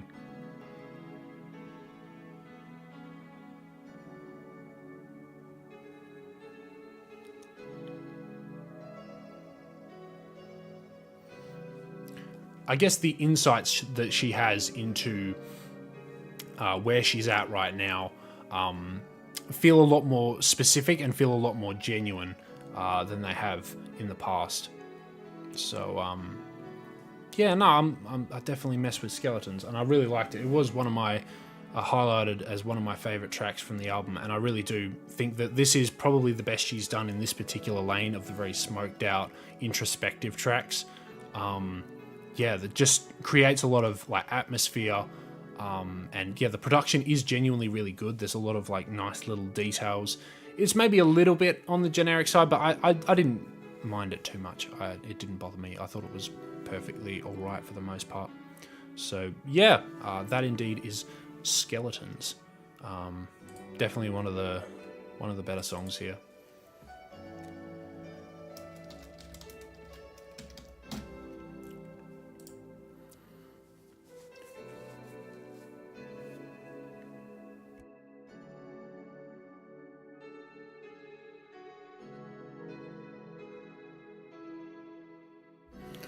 Alright, and that pulls us over to The Last Days. I really like how she sung High Too High. Yeah. No, there's the singing overall on the record is pretty good. I know, again, there's a lot of people who just don't like her voice. That's fine. You definitely don't have to. She is, even at her best, she's a bit of an acquired taste. But yeah, I feel like I can confidently say it like that now. Like, I can say, no, she's an acquired taste. It's not that she's a bad singer. She just has a very particular style. She has a particular voice. Some people don't mess with it. That's fine. But I think you can actually say that, no, she's honed her stuff to the point where it is just it's a creative choice. That she wants to present things that way. So, yeah, no, there's not really any songs that really went off the rails too far in terms of the vocal stuff, apart from maybe this one. A little bit. I think she was stretching a tiny bit too much on the chorus. Her voice has really improved over the years, especially the highs. Compared to Unalive, she's not quite as, she doesn't sound quite as strained and thin on the top end, certainly. So yeah, this is Last Days. The second last song on the album. This is where some of the context starts to come into things in terms of when this album was being written. Now, the implication that has been made through her talking about the lyrics on the breakdown streams and things like that, it sounds like this album was written. We don't know any specific times on this. It sounds like either during production or maybe long before, Mori had a close friend pass away. That's the indication that she's been giving. And particularly that is relevant for this song and the next one. very specifically. It informs these songs. I won't say that's all the songs are about, but it very much informs them of what they're written about and how they're written. Last Days is, I think, yeah, it's probably my least favorite on the album. Not necessarily because it's bad per se. Again, I think her writing is really good, pretty much across the board. I don't think she really misses even on this song on the writing front. It's the production. It's just a mess, unfortunately. Particularly the trap drums and stuff like that. Just on the chorus, just do not sound very good. It shouldn't have been mastered like that. I believe it was when she first moved to Japan. Okay, yeah. It didn't feel like it was something that was super recent. But yeah, I did want to just sort of check on that one. But like either way, like the dealing with the passing of like another friend who you're close to, it does take years for some people. It's really, really tough, obviously. And her sort of talking about it on this song, obviously there is like a degree of emotional distance, which I think she's been quite a lot more clever about. And even on this song, I remember when she was talking about it in the breakdown stream, some of her lyrics on Cinderella she felt were too personal, which I totally agree with. I was saying it at the time. I thought that album was like a really, really ugly reflection of a lot of her worst impulses, and this album is infinitely better because it doesn't do that. And because she seems to have a much better self-awareness about that stuff. And Last Days is a testament to that to some degree, because she does even acknowledge, that she was pretty fucked up for a while because of this stuff and a lot of other things that were going on at the time. That she was pretty fucked up, and it did sort of like mess with her ability to sort of understand what was going on around her, as it does. And so, yeah, the central conceit of the song being, of course, about goodbyes, primarily. Not necessarily any specific one. It's sort of just the sort of concept of saying goodbye to people and, loss. It's a difficult thing to deal with. And as much as I do think a lot of the writing works quite well, I really wish that the production was kind of there to meet it a lot more. It's just a little too basic for my taste, outside of just the mixing stuff. I just sort of wish there was a little bit more detail and texture to it. I think the other tracks like like Skeletons and like Through the Blue have a bit more detail to them. The cores are quite sort of generic in a sense, but it feels like there's like some smaller details that make things more interesting, or add like an extra dimension that gives it a bit of personality. But this one to me felt a little too straightforward, and yeah, I'm pretty sure this was one that where she was just given a choice between a couple beats. Maybe I'm getting confused with Through the Blue, but I think this was one where she was given a beat and just sort of did her best with it. And again, the song comes out fine. I don't think any of these songs are bad. The mixing on this one didn't do it any favors, unfortunately. A lot of people seem to like. I wonder how much of that comes down to all the graduations lately. Yeah, and that's what I mean. There's nothing wrong with the song in terms of like the broader writing, the broader theming of goodbyes, and graduations. And I do think that she tackles that part of the subject fine. So I totally think it's good that she wrote about it. It's just that, at least for me, particularly with the next track, I think the next track covers it even better. This core concept. It's more personal, and I think, this one's the more general one that a lot more people can maybe relate to and maybe use in a different context, whereas the next song is more so her context. But I think that's why I end up liking the next song more, because it feels more personal to Mori, feels more specific to her. yeah, I'll probably wrap that up on Last Days. It's still fine. It's still alright. Wind up to Through the Blue. Absolutely. The two songs are very interconnected. I feel like they kind of very much inform each other because they're both about this particular incident or topic, just from different angles. So I guess there's some people might like both equally. I do have a preference, but, you know, is what it is. So yeah, we'll knock that one over and pull it through to the last song. Closer, Through the Blue. A before and after, if you will. That actually makes sense. Yeah, no, I actually like that. That actually does kind of make sense. Yeah. No, I'd have to think about that a little bit more, but I think, yeah, that actually does track for the most part. Yeah, I'd have to recheck the lyrics on that one, but yeah, no, that makes sense.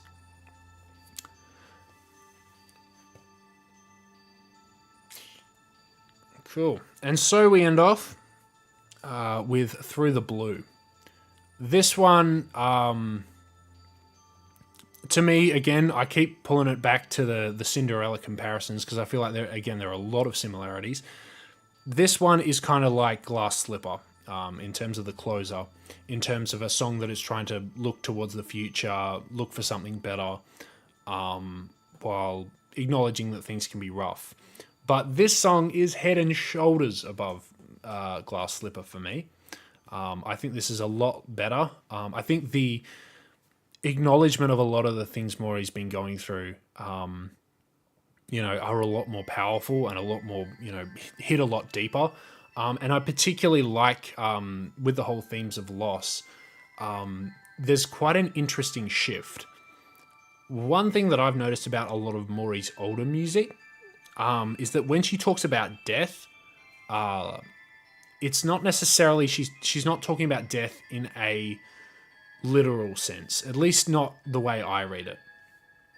A lot of the time she uses death as a metaphor for kind of like the end of a career or the, you know, the end of relevance or something similar to that. She's more sort of using it in the kind of second death sense, you know, last time someone speaks your name kind of deal. That's often how it's read to me. And I think if you have that understanding and go through a lot of her older material, it kind of makes a bit more sense around a lot of the insecurities and a lot of the fears that her music's about. That it's very much, you know, grounded in that sort of understanding. And that's why I think Through the Blue really hits extra hard for me, because I had that understanding. And then when you bring this extra context that this is about a specific person and a real death, the line of her saying, you know, why am I the one who's still alive? Like, why am I still alive? Why am I the one alive is the specific line. It hits really hard because this is now a different context of, like, not just, you know, why am I the one who got to succeed and why am I the one who got to flourish, but like, why am I the one who even gets to be here breathing, you know? Why am I here while the other person isn't? And that's a really, really hard thing to deal with. Yeah. It's very prevalent in her older work. Yeah, absolutely. She was really scared about the time running out. Really scared about it. It's pretty much, even like, yeah, far back as like her first like EP. And particularly Red, that's like one of the primary tensions in Red. Like, there's a lot of things going on in Red, but like that's one of the primary tensions, is this fear that it's all going to fall apart and that she got lucky and she doesn't deserve it. And so Through the Blue, recontextualizing that and recontextualizing just how real this can be. It hit really hard for me. And just the reality of what she's talking about, but how she's also able to talk about it in a way that feels so genuine and straightforward and plain spoken. And even the contextualization of like blue being about that person's favorite color, just wow, it's rough. It makes me wonder how much that particular death influenced her whole discography. Would you rather eat a baby goat or a matter baby? I don't know. I'd be okay with eating a baby goat. Maybe I'm just fucking fucked up like that. Um, I'm not gonna do that one. I'm not giving you the Fauna classic. Yeah, Death is a yeah. It's hard to know necessarily how much writing about Death, that particular Death, influenced her. It would be interesting to think about. Maybe I'll have to go back and have a look. Yeah, it could be an interesting thing to listen out for. But yeah, Through the Blue, I like the production. Like I said before, I think it works a lot better. It's kind of a little bit, Spotify ad sort of sound at the start, but it sounds just a lot more warm. And I really like the splashes of piano when it gets to the second time it's doing. I think it's the second sort of pre-chorus. It has these little splashes of piano that just feel like almost nostalgic memories. It's great, really nice, just super good stuff. Yeah, and yeah, that's most of what I had to say about Through the Blue, I think. Yeah, I think especially the fact that this song is obviously about, the main refrain is "I'll be happy someday." That really hit a lot harder than, when she said it on Cinderella, because if I'm going to be blunt, when I heard that shit on Cinderella, I didn't believe that she believed that. I don't actually think she believed that. I think she had the attitude of, well, I can't let the album end on a downer, that's no fun, so I have to, have a happy ending because that's what you're supposed to do. I don't think she genuinely believed it. And on this album, I think she believes it. And that's literally all the switch that it needs to work so much better. Yeah. Yeah, it felt more hopeless in Cinderella. Absolutely. It's the one reason that Cinderella is so hard to deal with. It's just such a nihilistic, unhappy album. And the fact that this managed to flip a lot of that stuff and feel so much happier is it's great. I really like that. And it makes me feel happy for her and proud of her journey and how she's managed to get a lot better about this stuff. So, yeah, I think that's pretty much everything about Through the Blue. Just a really good closer in general. It feels positive, feels reflective. It feels like it just sort of unpacks the topic pretty simply, but in a way that's very honest. And just leaves me sort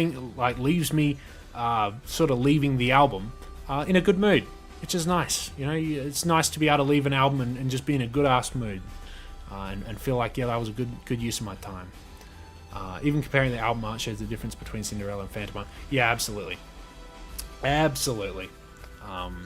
Yeah, just the colouring and just the general vibe of it. Yeah, it's been a complete 360, and it's been really impressive to see that she's not done it in the easiest of circumstances, but she's done it because she's genuinely believed in it. And yeah, respect the fuck out of that. It's awesome. Yeah. So with that, actually, which cover do I prefer for Phantomime? I actually think I probably prefer this one I've got up on the screen. I like the other one as well. It's maybe a little bit busy, but I like this other one. I haven't quite managed to thread the needle of what exactly. So I'm imagining that this particular image, because I think this is supposed to be like the inner image on the sleeve of the vinyl or something like that. So this is supposed to be a whole, like, this is the real Mori kind of thing. And I'm not quite sure how that necessarily ties into the album in specific. Because, like I said, the whole different personality thing, yes, it's in there, but it's only kind of in there. I think maybe I'm just too used to, like, reading between the lines with her stuff, so it's very easy for me to just be like, okay, she's using a character, but she's trying to communicate blank. So, like, it doesn't really... looks like she's breaking through thorns. Maybe. Okay. Yeah, that's a possibility. Okay, that's a possibility. Because I was thinking this is sort of like a, scars and all. Yeah, All right, yeah, that can make sense. I was thinking maybe it was a like oh she's restrained and tied up while the other fake personas are out there kind of thing. It could be either way. I don't know, but could also be breaking free.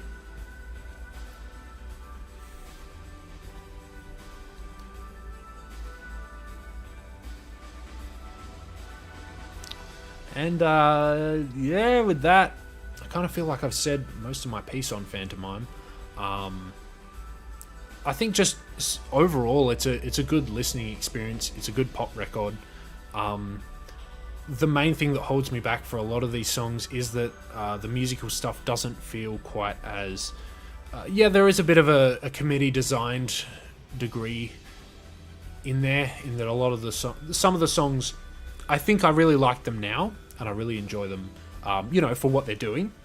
But I don't know how long a lot of that stuff's going to stick with me, because sometimes you really need those like sticky musical stuff to really have like a long-term relationship with it. And some of Mori's older material, I listened to it at the time, and I had mixed opinions on it. But a lot of it I didn't go back to. I just sort of listened to it, got my head around it. I was like, all right, cool, I get what she's trying to do, but it's not necessarily grabbing me. Whereas I have actually actively gone back to some of the songs from Jigoku 6 because I just like them as songs. Even outside of my own interest in Mori's like creative journey and her like doing her narrative stuff, which I like. I like following the narrative of what she's doing. I think it's interesting in and of itself. I like her as a storyteller. I think she's interesting. But I think this album, we'll just have to see how it goes in terms of the like really long-term stuff. Whether I really connect with these songs to want to keep them around, or if I just go like, yeah, that was cool, I liked it, that was nice, there we go. When it comes to the progression, I remember the one comment I read mentioning how the album unfolds like we're discarding Master the real Callie. It was an interesting thought. It is interesting. It's possible. I don't know about that. Yeah, it's possible that that's what she intended. The only thing that would sort of hold me back from that is, again, because, for people who have like really spent a lot of time with her work, it's easy to like read into, for the most part, you can read her sincerity in what she's intending and what she isn't. Not to say that I know her perfectly or whatever, certainly don't. But I can at least get some sort of a bearing of, okay, she probably means this, or she probably means that, based on, what I've seen a lot of her saying. And particularly a song like Tide, I feel like Tide's pretty on the level. But I do think the idea of her shedding the masks over the course of the record is definitely interesting. Yeah. It's definitely an interesting thought. So I guess I will roll it over with the last thing, now that we've pretty much put a cap on that record. Future. Where we reckon she's going to go next. Yeah, mainly this is an interesting question because after Jigoku 6, we had Callie say, yeah, I'm really in the mood. I'm really on it. I want to make a Resurrection album. She was pretty specific on that front. And I think she achieved it on this album. I think she did it. So that kind of opens up, where do we go from here? Because this album really does feel like a culmination of so many of the issues and things she's been dealing with for so long. And it just feels like, bam, she just did it. Like, pretty much perfected it as much as she has so far.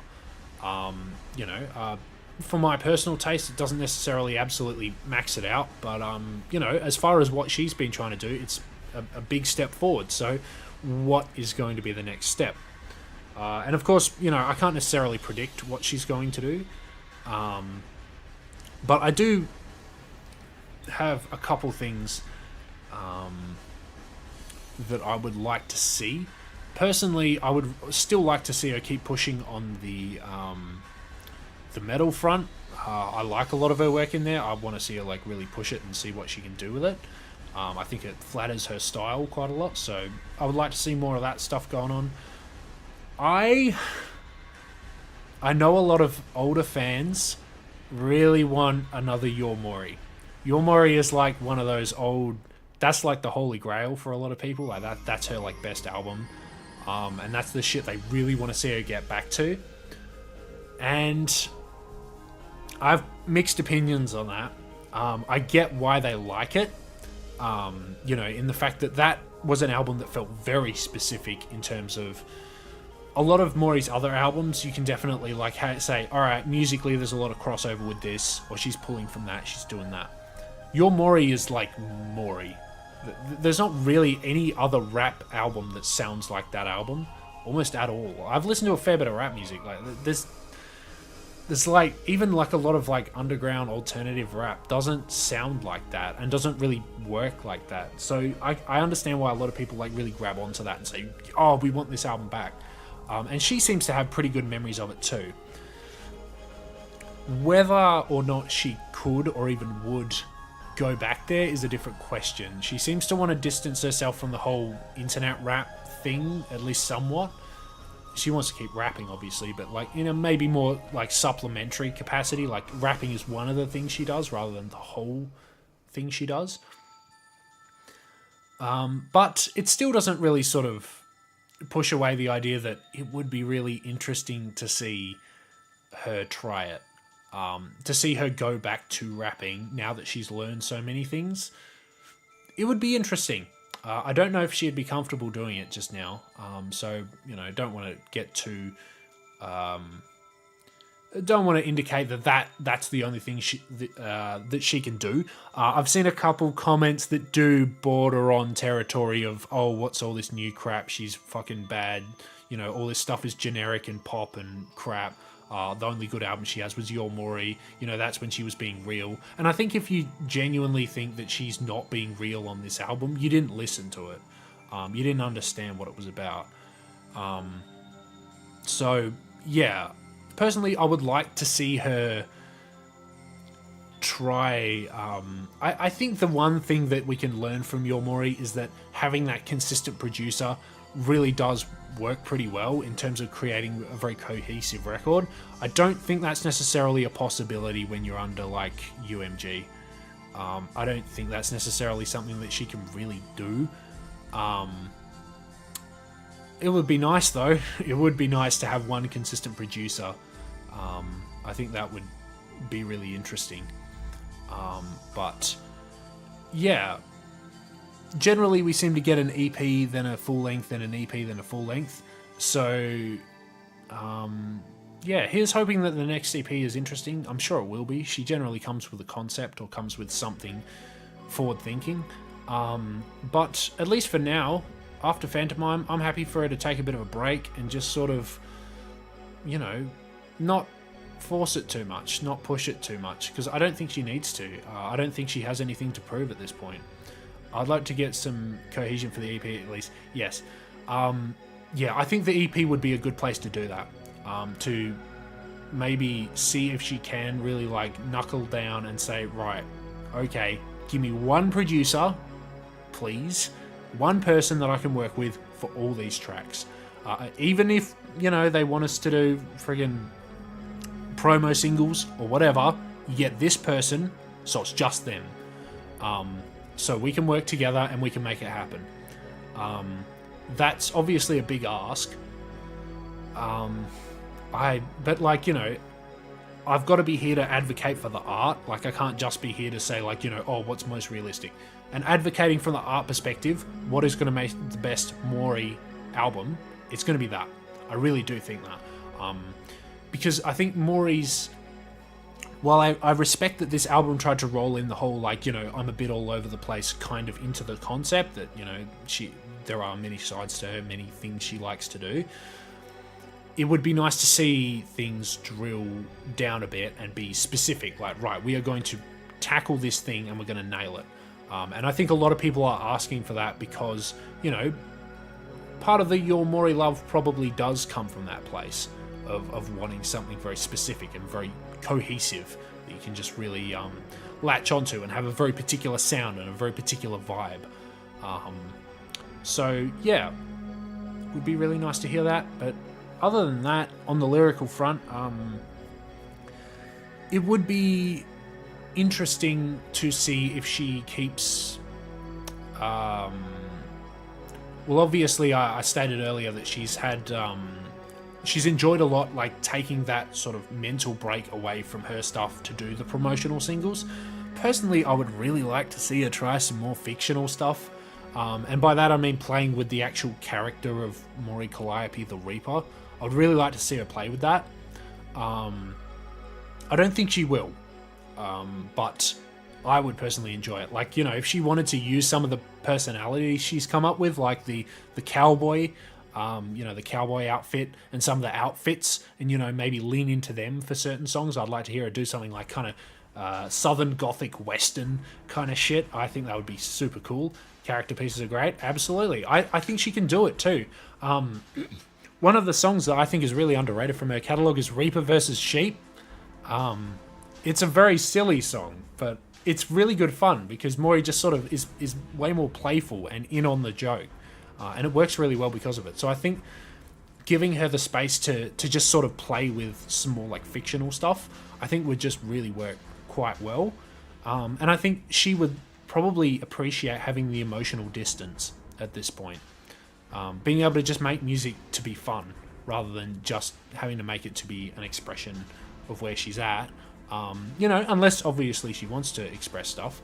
But I feel like she might want to take a little bit of a break, or at least sort of pump the brakes.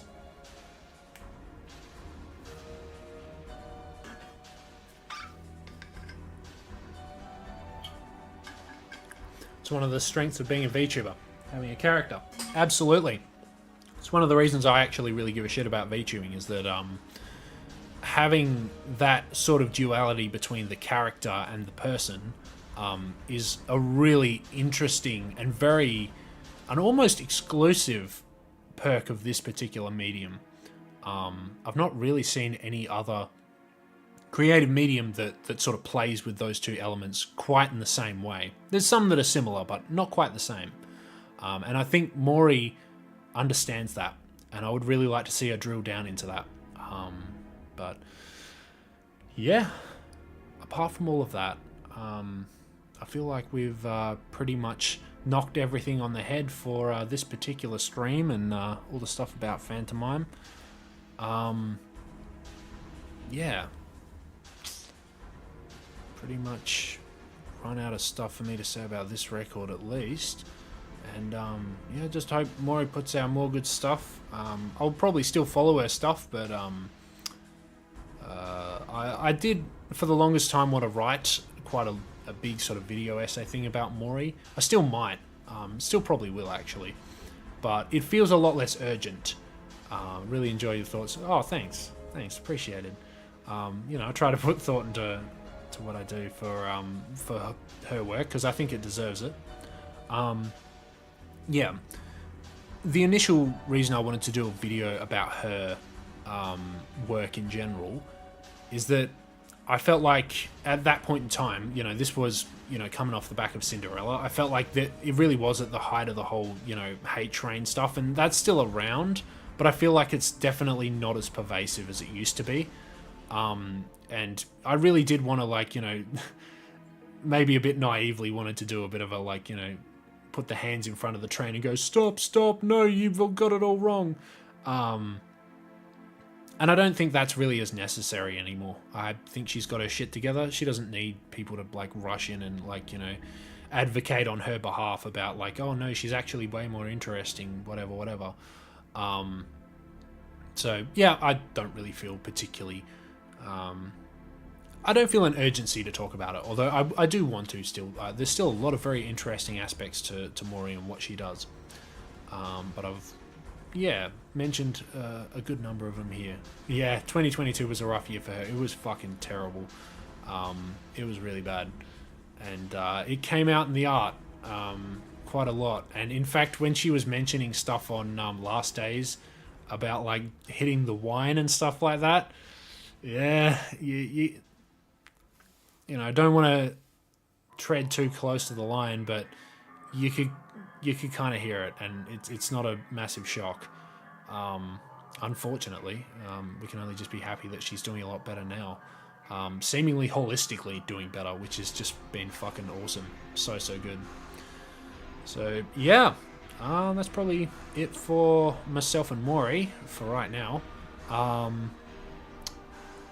After this, I still want to do more work and stuff for my channel here and there when I can get time for it. I think the next big project, I'm probably going to take a little bit of extra time to do it. I think we're going to hit Suisei. We're going to do a whole deep dive on Suisei's music. It's not necessarily going to be a like track by track thing. I don't necessarily like to write that way when I'm writing. You know, this format I think is fine to talk track by track, but in terms of actually physically writing something down like a video essay, I would prefer to have something that's a little bit more sort of just like summary or just going over the broader points. But there's a lot to write about with Suisei. I think she's super interesting. And yeah, I'm hoping to get a whole video out on her and really dig deep. Maybe I'll even try and get some other people around in this little niche corner of like VTuber music people. Get some of them on board if I can do that. And yeah, just make a cool video about Suisei. You know, because Suisei deserves cool videos. Yeah, that's pretty much all I have to say about that. Thank you very much if you managed to make it through all of this, either watching live or watching the VOD later on. I do appreciate you sitting around for me to just ramble about a very particular topic, but I felt like I wanted to get all these thoughts out without like writing up a video, because it is a bit more niche. And I did want to be able to just, you know, take questions or whatever if they happen to pop up, and just learn how streaming works, which was unfortunately a bit more difficult than I expected, but we got there. We got a whole fucking stream done. Fuck yeah. Good shit. Cool. Alright, and with that, I've been Pleasure Cruise, and I will see you when I make another video. Take care of yourselves, you know, because the world's not going to take care of you for you. So, yeah. Almost missed the stream. There's technical managed to catch it. Yeah, apologies about that. Fucking, I'm still learning how OBS and all this stuff works. So, it's a bit of a mess. But yeah. Catch you folks later. Take care.